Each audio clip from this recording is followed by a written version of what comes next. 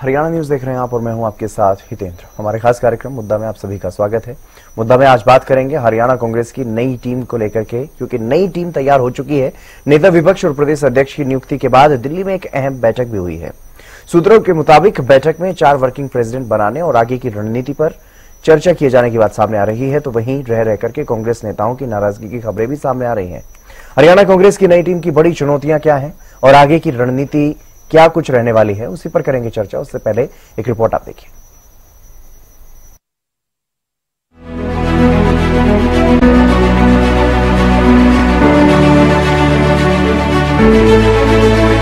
हरियाणा कांग्रेस की नई टीम तैयार है। चुनाव के करीब 1 साल बाद पूर्व सीएम भूपेंद्र हुड्डा को नेता विपक्ष बनाया गया है, तो वहीं जाट ओबीसी का नया समीकरण बनाते हुए ओबीसी वर्ग के नेता राव नरेंद्र सिंह को प्रदेश अध्यक्ष बनाया गया है। नए प्रदेश अध्यक्ष राव नरेंद्र 6 अक्टूबर को चंडीगढ़ में अपना पद ग्रहण करेंगे, लेकिन उससे पहले नेता विपक्ष और प्रदेश अध्यक्ष की नियुक्ति के बाद दिल्ली में हरियाणा कांग्रेस की एक अहम बैठक हुई, जिसमें पूर्व प्रदेश अध्यक्ष उदयभान भी शामिल हुए। सूत्रों से मिली जानकारी के मुताबिक बैठक में 4 नए वर्किंग प्रेसिडेंट और आगे की रणनीति को लेकर के चर्चा की गई। नेता विपक्ष भूपेंद्र हुड्डा पहले ही संकेत दे चुके हैं कि हम मिलकर जनता के हित और उनके अधिकारों की लड़ाई लड़ेंगे। हम जनहित की लड़ाई लड़ेंगे, जो जन के हित की हो, क्योंकि ये जो मौजूदा सरकार है हरियाणा में, ये तो विफल सरकार है, कोई जनहित का फैसला नहीं लिया अब तक, तो इसके खिलाफ हम लड़ाई लड़ेंगे, जनहित के हित में लड़ेंगे। इसलिए हम हाईकमान का आभार करते हैं और हाईकमान में कांग्रेस पार्टी की जो नीतियां हैं, आदरणीय खड़गे जी, आदरणीय राहुल जी की नीतियों को हर कांग्रेस कार्यकर्ता तक, हर जन तक, बूथ लेवल तक, गांव तक हम पहुंचाएंगे। ये हमारी मुख्य मांग है, मुख्य उद्देश्य हमारा काम करने का। लेकिन हरियाणा कांग्रेस में नाराजगी के सुर पहले दिन से ही उठने शुरू हो गए थे। कैप्टन अजय यादव ने नाराजगी जताई तो उन्हें मनाने के लिए खुद नवनियुक्त प्रदेश अध्यक्ष उनके आवास पर पहुंचे। तो वहीं कांग्रेस के पूर्व विधायक शमशेर गोगी ने जहां नए अध्यक्ष को बधाई दी, तो वहीं सबके सम्मान की बात भी कही। हरियाणा कांग्रेस की नई टीम के लिए आपसी कलह और गुटबाजी एक बड़ी चुनौती रहने वाली है, लेकिन नई टीम किस तरह से सभी को साथ लेकर के चलेगी और मिशन 2029 के लिए किस रणनीति पर काम करेगी, ये देखना होगा, क्योंकि पूर्व अध्यक्ष उदयभान पर सभी को साथ न लेकर चलने के आरोप लगते रहे हैं और संगठन को लेकर के भी कांग्रेस के ही नेता सवाल उठाते रहे हैं। Bureau report, Haryana news. इसी मुद्दे पर चर्चा करेंगे। हमारे साथ कुछ खास मेहमान भी जुड़ गए हैं, आपसे परिचय करवा देते हैं। वेद प्रकाश विद्रोही जी कांग्रेस से हमारे साथ जुड़ गए हैं। प्रियदर्शनी जी भारतीय जनता पार्टी से और रजत पंजोटा जी इनेलो से हमारे साथ जुड़ गए हैं। आप सभी मेहमानों का स्वागत। शुरुआत में आपसे ही करूंगा वेद प्रकाश विद्रोही जी, क्योंकि कांग्रेस की अब नई टीम तैयार हो गई है। करीब 1 साल बाद आपको नेता प्रतिपक्ष भी मिल गए और नए प्रदेश अध्यक्ष भी मिल गए। आज जो दिल्ली में अहम बैठक हुई है, मैं वही जानना चाहता हूं, क्योंकि उसके बारे में ज्यादा जानकारी सामने नहीं आई। सूत्रों के हवाले से हालांकि जरूर जानकारी सामने आ रही है, अहम जानकारी सामने आ रही है, लेकिन आपसे जानना चाहता हूं कि इस बैठक का मकसद क्या था, क्या मंथन इस बैठक में हुआ? इंद्र जी, आपको और सभी साथियों को नमस्कार। सभी हरियाणा वासियों को आपके चैनल के माध्यम से दशहरे की शुभकामनाएं और नए प्रदेश अध्यक्ष श्री राव नरेंद्र सिंह जी को और विपक्ष के नेता भूपेंद्र सिंह हुड्डा जी को भी मेरी तरफ से हार्दिक शुभकामनाएं। लेकिन निश्चित रूप से 11 साल बाद कांग्रेस का संगठन पटरी पर आया है।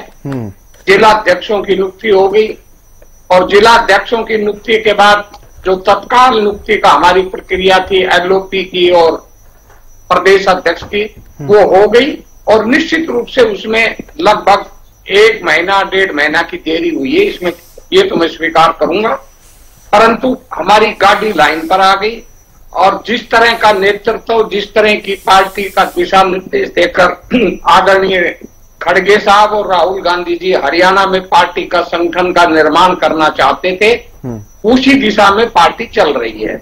जहां तक आज की बैठक का सवाल है, आज की बैठक में ज्यादा आप कोई संकेत ना निकालें। आज की बैठक केवल इस बात के लिए थी कि भाई जो शपथ लेनी है या पद भार जिसे आप कहते हैं वो संभालना है, उसकी प्रक्रिया और उसकी तैयारी के लिए बैठक थी। 6 तारीख को 2 बजे चंडीगढ़ के कांग्रेस मुख्यालय के अंदर नए अध्यक्ष को पूर्व अध्यक्ष हमारे श्री चौधरी उदय भान जी, नए अध्यक्ष राव नरेंद्र सिंह जी को कार्यभार सौंपेंगे। उस अवसर पर विपक्ष के नेता भूपेंद्र सिंह हुड्डा के साथ साथ हमारे केंद्रीय प्रभारी बी के हरिप्रसाद जी, साहेब बघेल साहब जी और सभी विधायक, पार्टी के वरिष्ठ नेता, वरिष्ठ कार्यकर्ता, सभी जिलाध्यक्ष मौजूद रहेंगे। और कार्यभार संभालने के बाद आने वाले 2 महीने के अंदर अंदर पार्टी का पूरा प्रदेश का संगठन विधिवत रूप से घोषित कर दिया जाएगा। और जैसा आज की प्रेस कॉन्फ्रेंस में हमारे एलओपी और प्रदेश अध्यक्ष ने घोषणा की है, आने वाले दिनों के अंदर हम जो जनता के मुद्दे हैं, भाजपा सरकार की जन विरोधी जो नीतियां हैं और जो हरियाणा की जन आकांक्षाएं हैं, उनको लेकर लंबा संघर्ष करेंगे और हरियाणा सरकार को मजबूर करेंगे कि वो जन भावना। विद्रोही जी आप खुद ये बात कह रहे हैं कि 11 साल बाद आप पटरी पर आप लोग आए हैं। अब ये कब तक आप पटरी पर चलेंगे, कितनी रफ्तार तक चलेंगे, कितनी रफ्तार से चलेंगे? क्योंकि शुरुआत में ही जैसे ही ऐलान हुआ उसके बाद ही रह करके इस तरह की बयान जो है वो नेताओं के सामने आ रहे हैं, आपके नेताओं के बयान सामने आ रहे हैं, नाराजगी कहीं ना कहीं देखने को मिल रही है। क्या गुटबाजी भारी पड़ेगी या उससे निजात पाने के लिए कोई प्लान है आप लोगों के पास?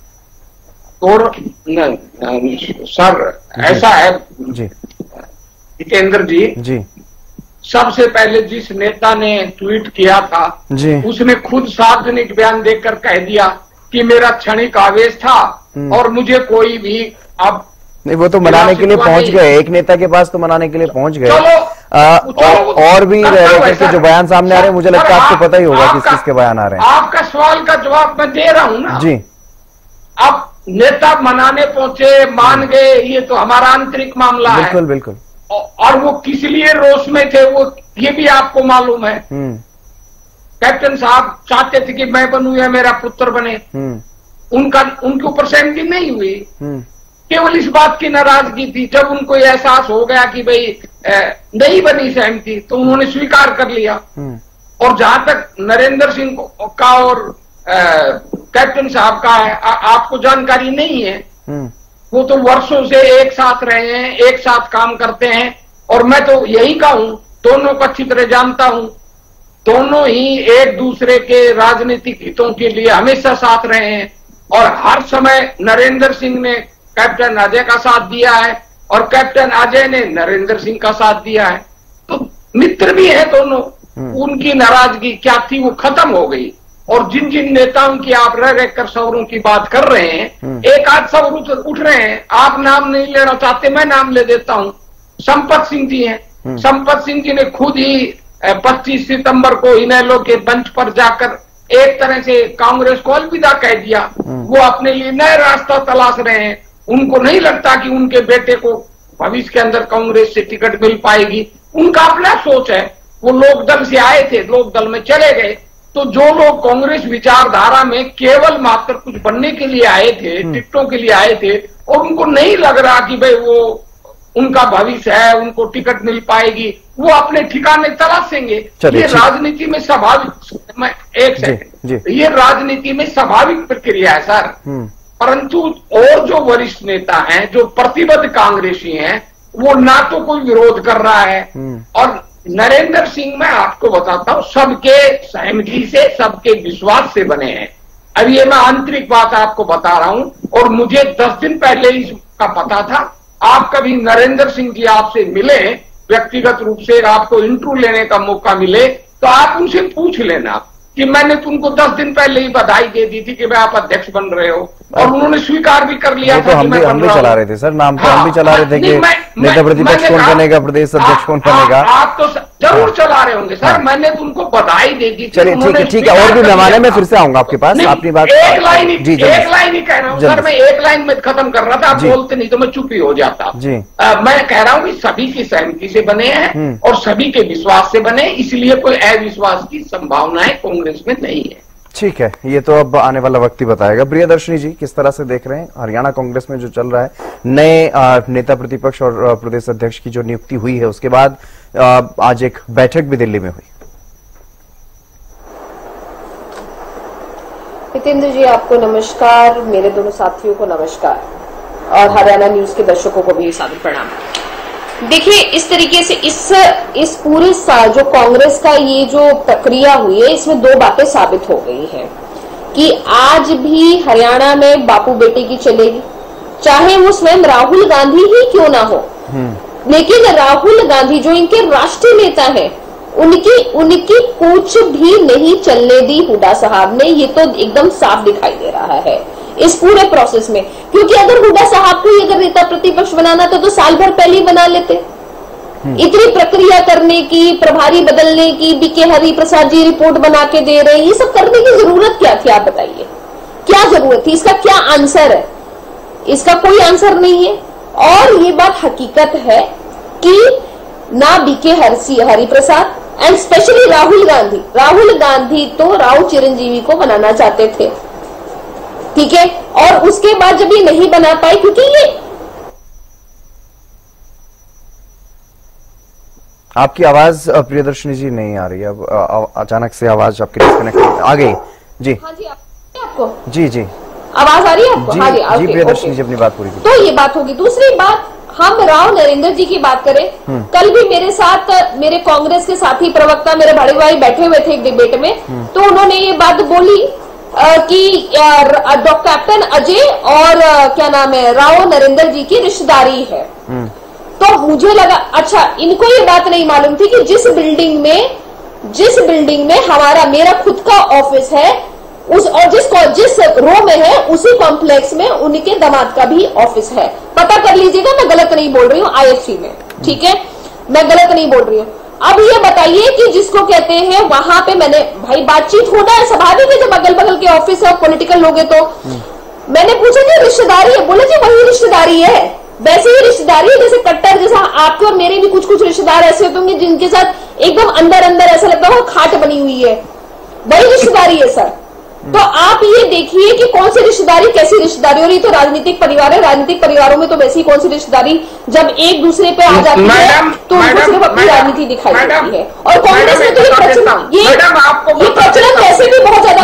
भाई साहब सुनो, विद्रोही जी आऊंगा आपके पास। एक सेकंड, मैंने मना नहीं किया कि रिश्तेदारी नहीं, मैंने कहा कि बनती नहीं अंदरूनी तौर पे बोला है। मैडम नहीं मालूम उनको, उनके दामाद को नहीं मालूम, उनकी भांजी लगती है जिनके आइन गिरफ्तार है। चलो आपकी मर्जी। ठीक है, प्रियदर्शनी जी अपनी बात जल्दी से पूरी कीजिए। रजत नहीं, लेकिन उनमें कोई खास, ठीक है, उनमें जो भी ये, ये पर्सनल बातें तो बोलना अच्छा भी नहीं लगता हाँ पब्लिक प्लेटफॉर्म में, खैर। लेकिन मुझे भी ये बात लगी कि मैं ये जरा पता तो करूं ये कौन सी रिश्तेदारी है। दूसरी बात कि कैप्टन अजय एक बड़े अहिरवाल के नेता हैं। कल बात की जा रही थी कि अहिरवाल को वाइप किया जाए, एक नई ऊर्जा आएगी पूरे साउथ हरियाणा में। आपको भी जी, आप भी बहुत सीनियर एंकर है, आप बताइए कि क्या राव इंद्रजीत और राव नरेंद्र, ठीक है, के बीच में कितना बड़ा फासला है। इतना बड़ा फासला ये कैसे नापेंगे, ये किस तरीके से नापेंगे? एक फेस वैल्यू होती है प्रदेश अध्यक्ष की, एक फेस वैल्यू होती है। एक ऐसा प्रदेश अध्यक्ष जो 2014 का, 2019 का, 2024 का तीनों चुनाव लगातार हैट्रिक बना के उन्होंने हार दिए हैं। जो व्यक्ति अपना खुद का चुनाव हार रहा हो, आप ये बताइए कि हम कैसे उम्मीद कर सकते हैं कि वो बाकी लोगों को हराएंगे या उनकी लीडरशिप को लोग सीरियसली लेंगे? तो आपको तो खुश होना चाहिए। कांग्रेस का अंतर आपको तो खुश होना चाहिए। आपके सामने आपके टक्कर में कोई है नहीं। चलिए ठीक है। रजत जी किस तरह से देख रहे हैं कांग्रेस में जो दो नई नियुक्तियां हुई हैं, दो बड़े पदों पर जो नियुक्तियां हुई हैं, हालांकि इनेलो की तरफ से एक सीढ़ी भी जारी की गई, कई आरोप भी लगाए गए, भूपेंद्र सिंह हुड्डा पर भी लगातार निशाना साधते हुए नजर आ रहे हैं इनेलो के अध्यक्ष अभय चौटाला। तो किस तरह से देख रहे हैं, क्या मुख्य विपक्षी दल कांग्रेस मुख्य विपक्ष की भूमिका निभाता हुआ नजर आएगा आने वाले, क्योंकि एक साल तो निकल गया ऐसे ही, आने वाले समय में? विपक्ष की भूमिका तो केवल इंडियन नेशनल लोकदल ही निभाएगा। आपने जो कहा कि एक साल बाद नया नेता प्रतिपक्ष मिला है, नया तो नहीं, पुराना ही जो पहले पिछले 21 साल से है वही चलो उनके हाथ में थी। चलो 2019 से जो है नेता प्रतिपक्ष तो नया नहीं मिला, इनको प्रदेश अध्यक्ष जरूर नया मिला है। नहीं, नियुक्ति तो नहीं हुई है ऐसे तो, एक साल से फिर उनको नेता प्रतिपक्ष मान लेते हैं। नहीं, नियुक्ति वही सेम आदमी को अगर दोबारा ही आप जिसके 21 साल से जिसके हाथ में पार्टी है जी, जिसने भाजपा को सत्ता में लाने में इतनी अहम भूमिका निभाई हो और जिसके बस की अभी तक जब भी जो खुद के कंधों पे चुनाव जब भी कांग्रेस पार्टी ने जिम्मेवारी उनके कंधों पे डाली, तो एक भी चुनाव ऐसा नहीं है जो एब्सोल्यूट मेजोरिटी से कांग्रेस जीती हो। एक चुनाव मुझे बता दीजिए कि वो कोई आप एब्सोल्यूट मेजोरिटी से जीते हो जी। तो चलिए खैर उस पर बाद में आएंगे। दो तीन बातों पे यहाँ पे बात हुई। देखिए पहले तो अभी बात हो रही थी कि कैप्टन साहब को लेकर, और ये कहा गया कि कैप्टन साहब चाहते थे कि उनका पुत्र बने, और पुत्र मोह के अंदर जो भी अभी कांग्रेस के प्रवक्ता ने कहा कि इस वजह से वो नाराज हो सकते हैं। और संपत सिंह जी के बारे में भी उन्होंने इन्हीं शब्दों का इस्तेमाल किया अपने पुत्र को लेकर। हुड्डा साहब अगर अपने पुत्र के लिए इतना मोह ले सकते हैं और अपने पुत्र की वजह से पूरी कांग्रेस पार्टी को गिरवी रख सकते हैं और भाजपा को जिताने में सहयोग कर सकते हैं, तो फिर औरों को पुत्र मोह का क्यों आप पाठ पढ़ाते हैं? अगर कैप्टन अजय यादव नाराज नहीं होते तो ये कांग्रेस की लोकसभा सीट ना हारते। सबको मालूम है उनकी नाराजगी किस कदर है, सभी न्यूज़पेपर में आया हुआ, कोई ज्यादा मुझे उसके बारे में टिप्पणी करने की जरूरत नहीं है।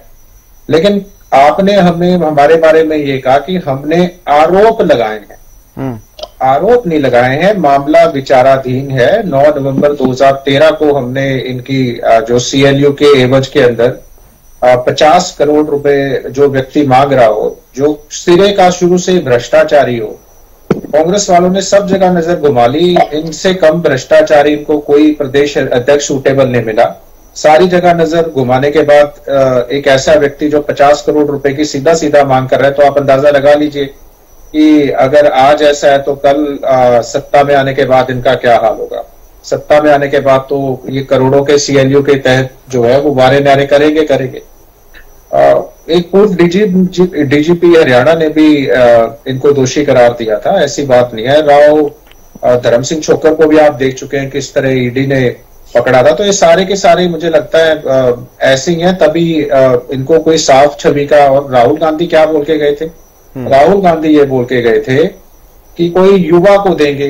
अब युवा में थे तो लोग चरणजीव राव है, चौधरी बीरेंद्र सिंह जी के पुत्र हैं, उनके ऊपर भी सोच रहे थे क्या पता उनको मौका मिले।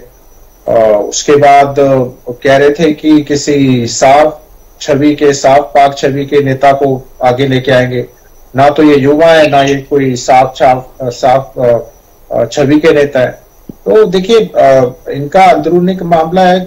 मुबारक हो इनको, जैसे भी ये अपना चुनना चाहे। लेकिन हाँ मुझे ये पता है कि 21 साल तक अगर किसी एक व्यक्ति के हाथ में अगर आप पार्टी देते हो तो एक असंतोष औरों के मन में जरूर आता है, चाहे वो कुमारी शैलजा जी के मन में हो, चाहे बीरेंद्र सिंह जी के मन में हो, चाहे रणदीप सिंह सुरजेवाला के। मतलब बहुत से ऐसे नेता है कि कोई मुझे लगता है कि इनको कोई इतना सूटेबल दिखा ही नहीं कि किसी को। और 1 साल का इंतजार मुझे लगता है अगर ऐसे ही करना था तो 1 साल का इंतजार और इतने महत्वपूर्ण जो विधानसभा के सत्र हैं उनको नहीं खराब करना चाहिए था।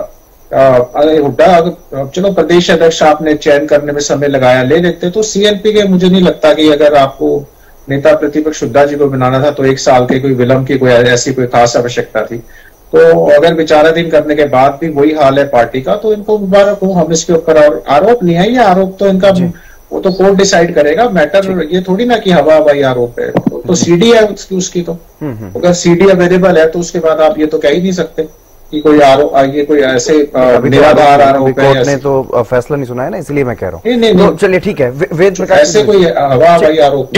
वेद प्रकाश जी, एक तो इतना लंबा समय लेना और दूसरा फिर से मतलब अगर वही चेहरा चुना जाना है, कोई नया चेहरा सामने नहीं लेकर के आई है पार्टी, उसको लेकर के भी लगातार सवाल उठ रहे हैं। वहीं राव नरेंद्र को लेकर के कई तरह के सवाल उठ रहे हैं, पार्टी के भीतर भी पार्टी के बाहर भी। ऐसे में कैसे ये संभव हो पाएगा कि वो पूरी टीम को कम से कम कांग्रेस को अपनी साथ लेकर के चलें और मजबूती के साथ मिशन 2029 में अपने पार्टी को सफल बनाने का काम कर पाएंगे? देखिए, इनेलो अपना राजनीतिक वजूद खो चुकी है, इसलिए अपना राजनीतिक वजूद पाने के लिए असत्य बोल रही है। जो दल कोर्ट की कार्रवाई में भी झूठ बोलता हो, और मैं तथ्यों से बता देता हूं, 2013 में इन्होंने स्टिंग ऑपरेशन किया, लोकायुक्त में शिकायत हुई, लोकायुक्त में शिकायत होने के बाद उस सीडी की फोरेंसिक जांच हुई और लोकायुक्त जांच में यह पाया गया ये सीडी डॉक्टर्ड है।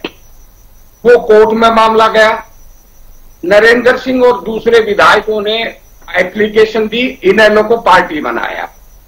8 साल से वो कोर्ट में केस है, बार बार इनेलो को नोटिस दिए जा रहे हैं। इनेलो नेताओं में इतनी हिम्मत नहीं कि वो कोर्ट में जाएं। कोर्ट ने इनको पूरी सीडी मांगी थी, सीडी देने को तैयार नहीं है और झूठ बोल रहे हैं। मैं आज फिर चुनौती दे रहा हूं इनको, अगर ये सच्चे सुच्चे हैं जाइए कोर्ट के अंदर। 8 साल से आपको कोर्ट बुला रहा है, प्रस्तुत कीजिए सीडी की रॉ मटेरियल, जो पूरी ओरिजिनल सीडी कोर्ट ने आपसे मांगी है, दीजिए आप। दूध का दूध पानी का पानी हो जाएगा। झूठ बोलकर राजनीति करने से कुछ नहीं होने वाला और ना झूठ बोलकर आपकी कोई आधार बनने वाला। पूरा हरियाणा जानता है कि इनेलो और भाजपा एक ही थैली के चट्टे बट्टे हैं और हिसाब सिरसा के अंदर आपने सब जानते हैं। आपकी 2 सीट आई है, दोनों भाजपा के सहयोग से आई है। मैं नहीं कह रहा, गोपाल कांडा के साथ जिन्होंने आपसे समझौता आपने किया था उन्होंने आपने वेद प्रकाश विद्रोही जी वो भी कह रहे हैं कि आप जो दीपेंद्र हुड्डा राज्यसभा में पहुंचे थे वो भी आपने बीजेपी के सहयोग से पहुंचाए थे।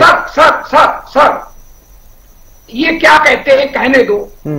31 विधायक थे हमारे पास और 30 विधायकों। मेरा सवाल ये था, मेरा जो सवाल मेरा सवाल ये था, ठीक है, मैंने सवाल नहीं किया आपसे, मैंने सवाल नहीं किया। वो तो एक दूसरे के आरोप है, कांग्रेस इनेलो पर लगाती है, इनेलो कांग्रेस पर लगाती है। हाँ, मेरा सवाल ये है सर विद्रोही जी, मेरा सवाल ये था कि कैसे विद्रोही जी, मैंने जो सवाल पूछा था आपने उसका जवाब नहीं दिया। मैं आप इनेलो का जवाब देने लग गए, आप इनेलो का जवाब देने के लिए मैं उसका आपने कहा दोनों क्यों ना दूं। हाँ ठीक है, आप दो, मैंने मना नहीं किया आपको जवाब देने से, मैंने आपको जवाब देने से मना नहीं किया। अगर कोई आप पर आरोप लगा रहे तो आप जवाब देंगे, लेकिन मेरा सवाल ये था कि कैसे सामंजस्य बैठाएंगे राव नरेंद्र। अब वो प्रदेश अध्यक्ष हैं, अब उनके कंधों पर ये बड़ी जिम्मेदारी है कि वो पूरे प्रदेश कांग्रेस को एक साथ लेकर के चले मजबूती के साथ, जो कि होता हुआ दिखाई नहीं दे रहा पिछले कई सालों से कांग्रेस में।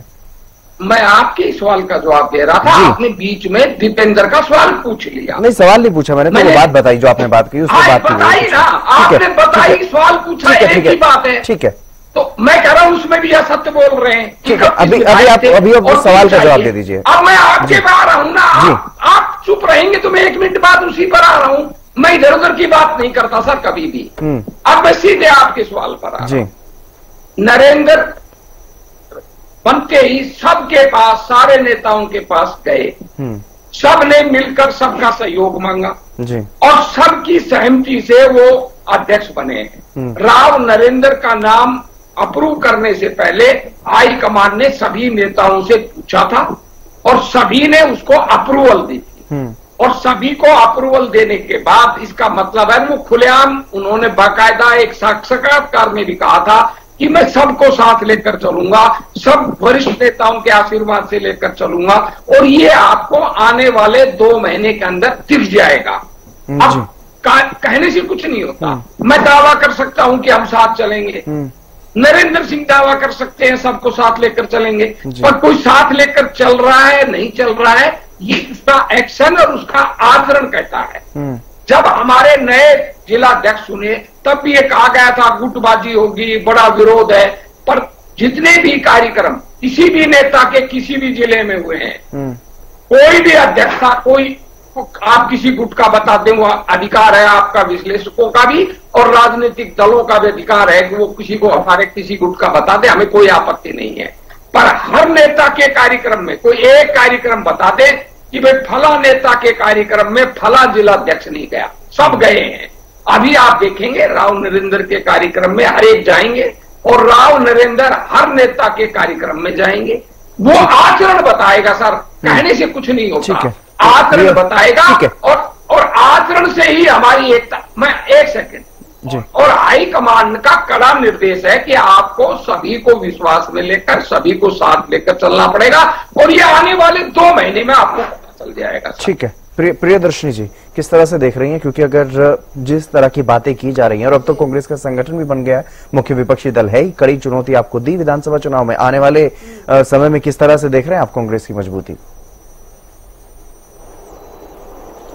चौधरी विजेंद्र जी ने अभी प्रेस कॉन्फ्रेंस की थी, ये लोग कोई यात्रा करने वाले हैं। उस यात्रा में आप देख लीजिएगा किस तरीके से इन लोगों की लत्तम जुत्तम शुरू हो जाएगी। और आप मुझे फिर से बुला लीजिएगा सर इस डिबेट पे, और ना हो तो बताइएगा। इनके नेता गायब दिखेंगे, इनके नेता गायब दिखेंगे। मैं ये बात मानती हूं कि राव नरेंद्र जी ने बहुत अच्छी पहल की कि वो गए हर एक नेता के पास, अपना बुके लेके वो सारा चीज की उन्होंने। वो एक औपचारिकता है जो करनी चाहिए, वो प्रोटोकॉल है जो करना चाहिए। लेकिन अब ये जो यात्रा जो इनकी 7 महीने की होगी, इसमें इनकी पूरी पोल पट्टी खुल जाएगी। अब आप देखिएगा कांग्रेस का अंतर्कलह उभर के आ ही रहा है हर जगह, लेकिन और उभर के आएगा। तो मैं ये बोल रही हूँ कि कांग्रेस इस समय एक ऐसे दौर पे गुजर रही है जो इनको बड़ा आकलन करने की जरूरत है। और जहां तक हुड्डा साहब की बात है, तो हुड्डा साहब जिसको कहते हैं, जब मैं तो ये जवाब तो मुझे दिया ही नहीं मेरे कांग्रेस के साथी प्रवक्ता ने कि भाई जब हुड्डा साहब को ही बनाना था तो फिर दोबारा 1 साल बाद क्यों बनाया, उसी समय क्यों नहीं बना दिया। इतनी मशक्कत हुई, इतना सब कुछ हुआ, लेकिन वही हुआ कि हुड्डा साहब बन गए। तो इसका मतलब कि आपके राष्ट्रीय नेतृत्व की बिल्कुल भी नहीं चलती है, हुड्डा साहब की चलती है। अब हुड्डा साहब की चलती तो इसका मतलब राहुल गांधी की तो कुछ नहीं चलती, क्योंकि राहुल गांधी तो नहीं बनाना चाहते थे। तो ये यहाँ पे अटक गए हैं। इनको समझ नहीं आ रहा है कि प्रदेश के नेताओं की मानी ये हर प्रदेश में हो रहा है। ये नहीं कि हरियाणा में हो रहा है सर, ये हर प्रदेश में कांग्रेस के हो रहा है कि अपने राष्ट्रीय नेतृत्व को मानने से ये पूर्ण रूप से खारिज कर रहे हैं। ये मानती नहीं है उनकी लीडरशिप को, ये अपने हिसाब से चलना चाहते हैं। शायद यही कारण है कि आज पूरे देश में भगवा लहरा रहा है। और आप देखिएगा ये हमें बहुत जल्दी शायद ही कोई ऐसा प्रदेश बचेगा जहां पे भगवा नहीं लहराएगा। चलिए ठीक है। रजत पुंजेटा जी, मेरी आवाज सुन पा रहे हैं सर आप?